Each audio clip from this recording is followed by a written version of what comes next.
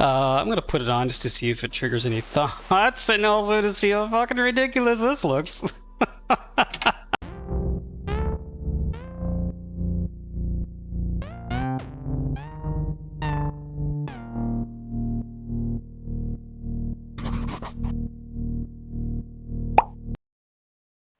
Alright, I am excited to meet some communists, which means that this meeting will probably go very strangely. By the way, I'm sorry my voice was so loud on episode 68. I have changed 0 settings, but I do know that OBS updated recently, so... But I dropped it down a little bit, so hopefully I'm more headphone friendly than I was before. The 2 young men are either oblivious to or ignoring your entrance. Their attentions are fixed on whatever it is they're stacking in the middle of the floor. Are they playing dominoes? Matchboxes, it appears. Building a literal tinderbox. I think it's holding, Alexis. Oh, this is the guy that lives in the room. It is. It's holding. Oh god, these are children. Careful, careful.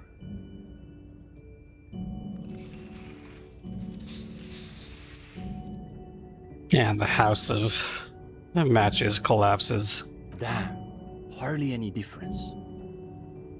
The young man shakes his head and then looks up at you with barely concealed irritation. You're late. Yeah, I You guess. should know the meeting starts at 10 p.m. sharp. His companion looks at you and squints. Hey, I'm new here. One leader and one follower. The most ancient power dynamic. Mm-hmm. You weren't exactly easy to find. That's the whole point, of course. We can't just have anybody waltzing in here. Martinez is crawling with reactionary infiltrators. Oh, I see. There are RCM spies, for one. Just recently, someone even broke into my apartment, if you can believe it. You know, I can. To say nothing of Gottwaldians and iconoclasts. Iconoclasts. The young man's companion reflexively snorts at the mention of Gottwaldians and iconoclasts. We all have to take precautions, especially during these delicate times. What matters is that you've made it, and that you've done the reading. You're gonna be so disappointed to learn that I am stupid. Uh-oh. No one said anything about reading. You'll just have to win this one. Uh-oh.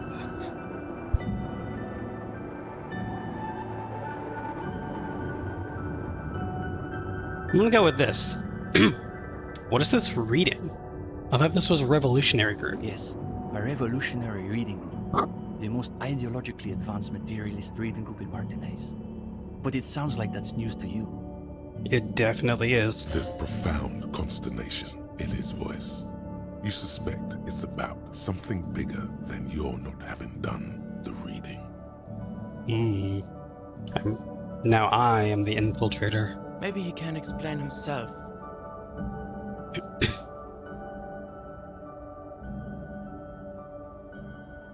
What were you doing with those matchboxes just now? The young man frowns at the little pile of boxes on the floor. Nothing, just messing around until the meeting started. That doesn't ring true, because you yelled at me for being late, and you didn't expect anybody else. They're watching those matchboxes awfully intently for 2 guys who are just messing around. It's almost as though they were trying to create the most unstable structure they could. Okay, well, what exactly are you 2 doing In here? the most generous sense, I would say we're cultivating revolutionary consciousness. Well, that sounds fun. Yes, that's probably the best way to describe it. But more specifically, we are running a reading group. It's the most rigorous and theoretically advanced materialist reading group in Martinaise. Don't think this group is for me, fellas. Comrade Steban is a great discussion leader. One of the best at the university. Mm-hmm. Yawn. Can you imagine anything duller than a bunch of Beano-clads yanking each other's knobs? Oh boy. Tell us how you really feel, Half-Light.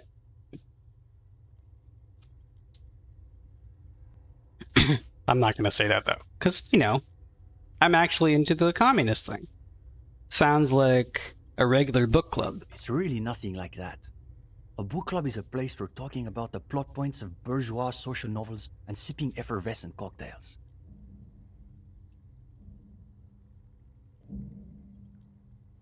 I didn't realize they taught radical Mazovian theory in the universities. Huh. As though you can call that problem teaching. One thing you learn quickly at university is that you're not going to find a real education in any lecture hall or discussion seminar. Interesting. We are post-attendance, basically. Okay. Exactly.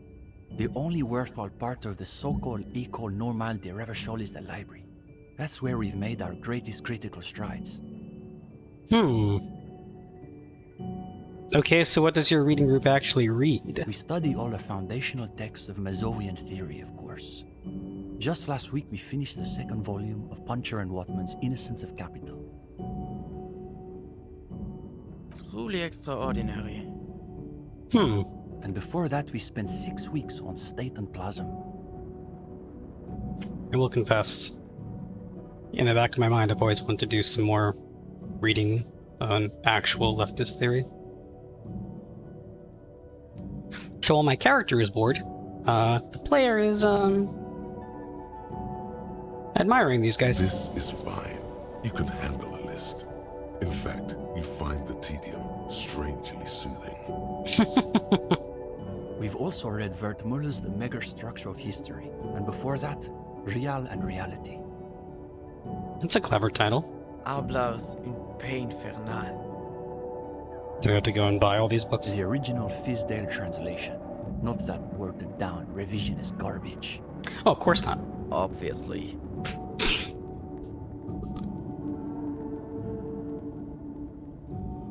But, of course, our special emphasis is on the theories of Ignace Nilsson and his followers, especially the inframaterialists.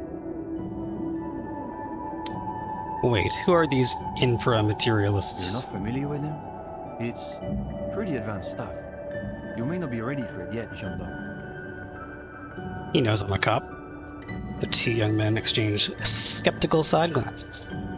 Okay, but then who's this Ignace Nilsson guy? Krasmazov's most trusted lieutenant, the evangelist of the revolution, and the founding father of the People's Republic of Samara.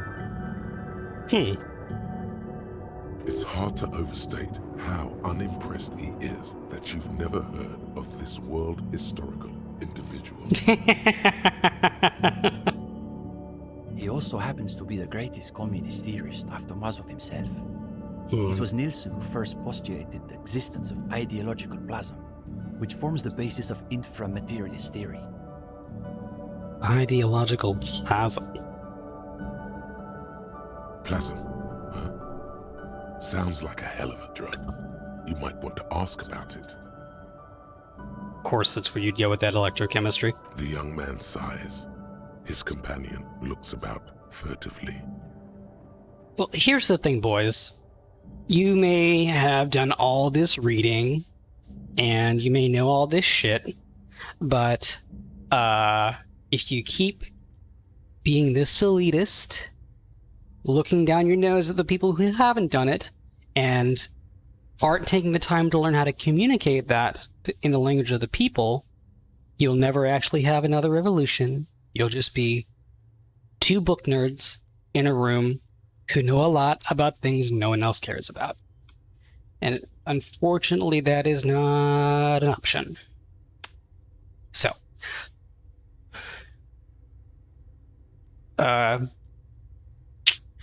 where's the rest of the reading group? What do you mean? This is the reading group.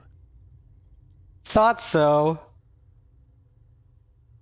Shouldn't a group have, like, more people in it? We're in something of a rebuilding phase. Oh, that sounds like,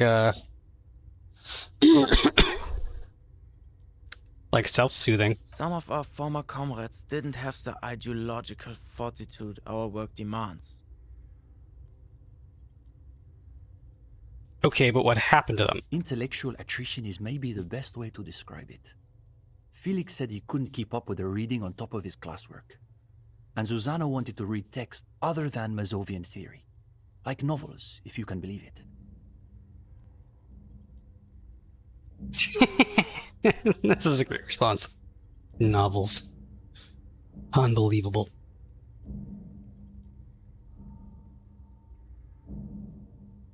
Maybe you just haven't found the right group yet? Well, mostly you guys are just elitists We as tried fuck. recruiting new members, but unfortunately the current intellectual climate is pretty hostile to inframaterialist thought. These days, if you're on the left, the Ascendant schools are the Godwaldians and their iconoclasts. Oh, so you're far-left extremists, I see. Don't forget about Maurice and the turnips. Right. Then there was the whole turnip debacle. Of course. Whatever this turnip business is about, one thing is perfectly clear. These young students have a much deeper understanding of communism than you do. That much is true. You could learn a thing or two from them. If you can convince them you're one of them.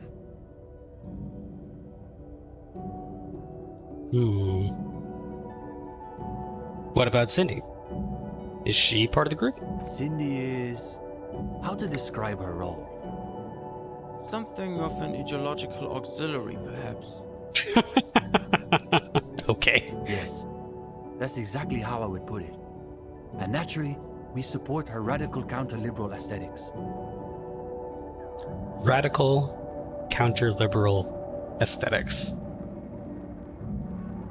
Potential episode title right there. But she refuses to submit an essay, so we can't call her a member of the group per se. That doesn't stop her from using the room for studio space, of course. Huh. I need to watch the time, because I need to get to the whirling before we hit 2300. What's so bad about the They're Gottwaldians? the most depressing school of communism. They love writing long books with a patina of Mazovian theory to cover up their cheap psychologizing. A gang of cheap psychologists and intellectual midgets. Typical Gottwalders, in other words. Okay. It's okay for Uli to say that, because his dad is from Gottwald.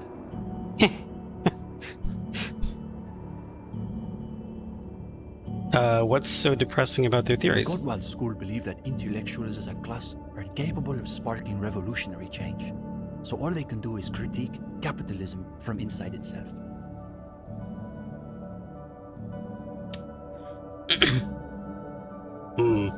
That's why they spend all their time smoking cigarettes and writing long works of criticism that make you want to commit suicide. That does sound miserable. It is miserable. That's probably why they're always committing suicide. Yikes.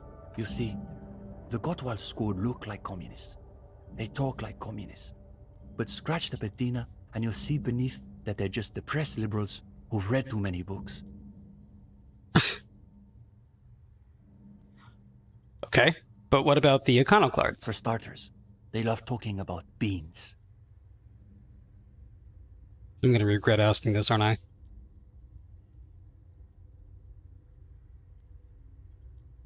What's wrong with beans? I like beans. Oh, sure. But iconoclasts are obsessed with beans. They love thinking about beans. They love counting beans. But most of all, they love building models to predict how many beans there'll be in the future. Is this sort of like how when you take Econ 101, they teach you about guns and butter? They're by far the most bean-centric school of communism. That is a claim to fame. Ah, yes, the much maligned bean counters, ensconced in their think tanks and high rises, believing they can save the world through a series of incremental, assiduously technocratic reforms.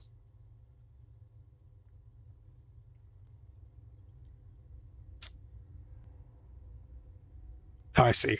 In other words, they're liberals. At least I think that's what these guys would call them. I don't get it. Are the beans a metaphor? Because dumb. If only. They've got all the beans accounted for in their asset sheets, their quarterly budgets, their future projections. But for some reason, there are never enough beans to go around. So we've just got to cut our bean rations in half. And next thing you know, there are budget cuts, so now we've got to cut the bean rations in half again. You see, iconoclasts claim to be communists, but in reality they're just liberals with hard-ons for spreadsheets. I feel seen. And what about the liberals? Are they liberals too? Of course not. The only people who actually call themselves liberals are mouth-foaming reactionaries. Dang. Basically indistinguishable from fascists. You'd need an X-ray machine to tell the difference. I might actually title this one the political episode so people can avoid it if they want to. Finally, did you say something about turnips? It's an unfortunate story. You see, our ex-comrade Maurice is something of an economist. Guns, butter. He's studying macro and microeconomics. Ooh. Right. So a few weeks ago we were discussing the extra physical capabilities of the revolutionary state. And Maurice said, what were his exact words, Ulexis? Extra physical capabilities of the revolutionary state. So many good episode titles in this fucking conversation. It was unbelievable. He said, turnips don't care if they are grown by communists, moralists, or Vulcan. They grow just the same. It's true, as long as whoever that is knows how to grow turnips. Basically, he was rejecting the whole foundation of inframaterialist theory. I'm just gonna go along with it. Donner said that he has been hanging out with some non-communists lately. Gasp. Well, I mean, his choices are to do that or to only hang out with the two of you. For us, the question boiled down to, if you don't even accept the basic ideas of Nielsen and inframaterialist theory, why are you in the rating group? So, you expelled Maurice from the reading group over an argument about turnips. Well, it wasn't so much that he was expelled. I'm sure you'll come up with a $10 word. He just quit coming. We haven't seen him around for weeks. Oh. Pleasantly surprised. He expelled himself. I've heard enough. Let's talk about something else. That's enough for tonight. Will you still be here if I have more questions? Sure. We're here most every night. Maybe we'll catch you again. Sleep well, gendarme. Okay, I'm leaving just because I need to go talk to Klassje. Coffee. The bottom of the pot, an isle of black sludge rises from a shadowy sea. Oh, the writing! No. Sure. I'll just steal from them as we're sitting here. They won't mind. Try not to think about the cracks spidering out across the floor. Okay. Rickety easels surrounded by pots. Wash. The fuck is that? University is a lot better once you stop going to class. I think a lot of students feel that way. This one says, no war but class war. Which is what Egghead said. This poster reads, under the cobblestones. Communism. Well, alright.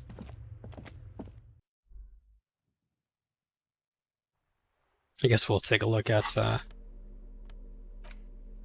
this new item of clothing. A ludicrously reflective safety vest like those favored by construction and road repair crews. Comes with a replaceable battery back. Makes you feel like a deep sea anemone.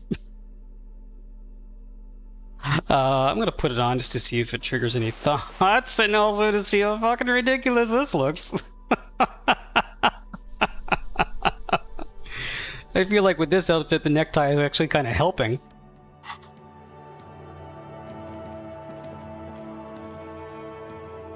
Okay, no thoughts. We're gonna do that again. Let's see, do I have any clothing that bumps logic? Actually, do I have clothing that... Oh yeah, this is tanking my logic pretty hard.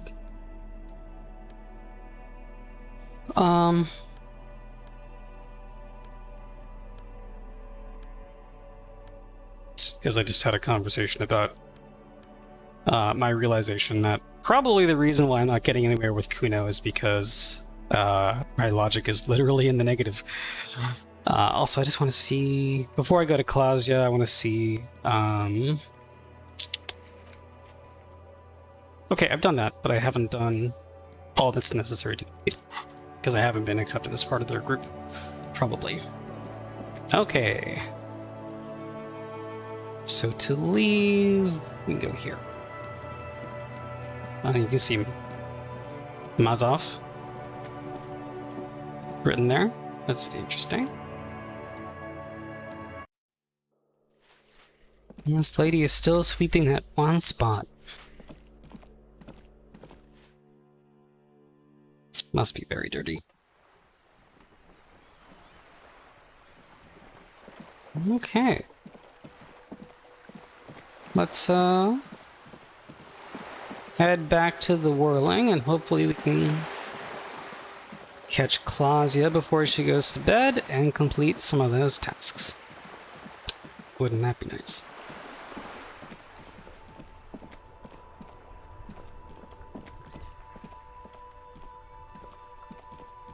See if we can catch her up here. Nah. Didn't have the proper angle. Nope, I think we just heard a snippet of the song that I keep getting copyright claimed for. I mean, not that it matters.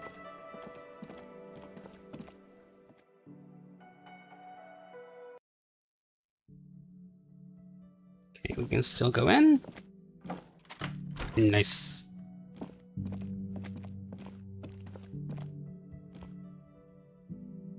Don't suppose there's more to do with that medicine chest.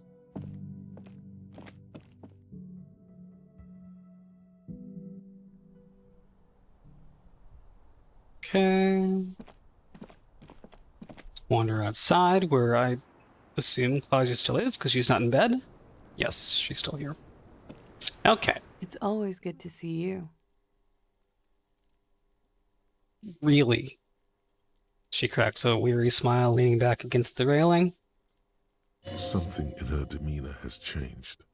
She's tired, consigned to her fate, to being here with you and what's to come.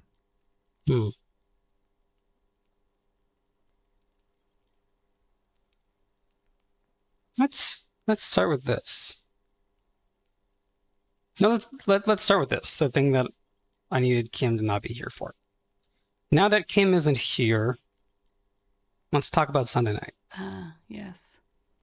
The night before I saw you in the hallway and reminded you're a police officer. And that I asked you to have fuck.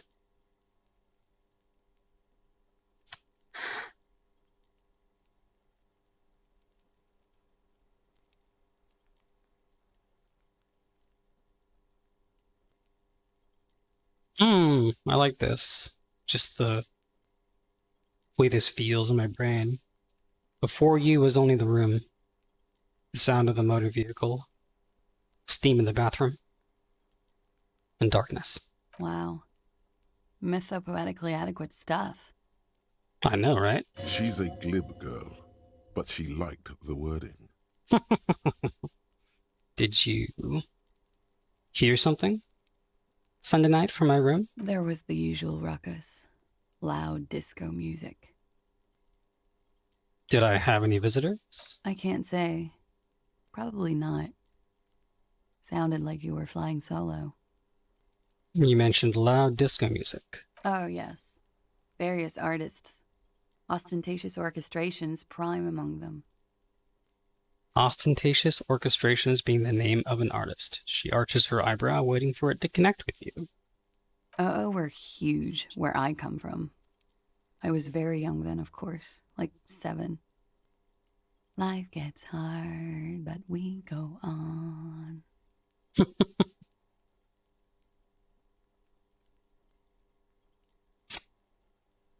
Glass half full or glass half empty?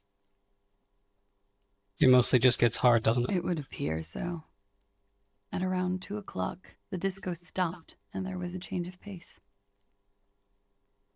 What happened? A slow, sad song started playing, like organ music on repeat. That went on for quite a while. Some of that time you were yelling along to it. Was I singing this? Smallest church in Saint-Saëns. Yes, there was a church in there. A really small church. Like the smallest, saddest church in the whole world. It was about that. And also What else? that it doesn't matter anymore and that we're alone now. It was difficult to tell. The song itself was very quiet and soft, but you sounded like a wounded boar, sir. It was hard to understand what you were singing on top of it.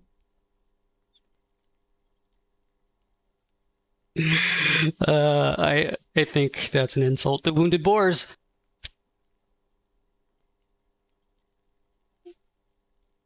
Sorry, cop. Don't be. I was going out later anyway. It didn't bother me. Then, what happened? Then you started screaming and trashed the place. Are you sure I wasn't being assaulted? No, it didn't sound like there was a fight. It sounded like someone was trashing their room. She takes a sip of her coffee and smiles. A window was smashed. The tape player, probably. The song stopped. And furniture, too. A real destructathon. There was screaming. Then I think you passed out. It prides me to hear this. Please tell me there wasn't anything else. There was. I think you screamed that you didn't want to be this type of animal anymore. I may have misheard, but it was sort of memorable. I can see why it would be. I went out afterwards. Everything was quiet by then. Around 4 or 5. And that was it. Thank you. No problem, sir. She feeds herself another cigarette. Yum.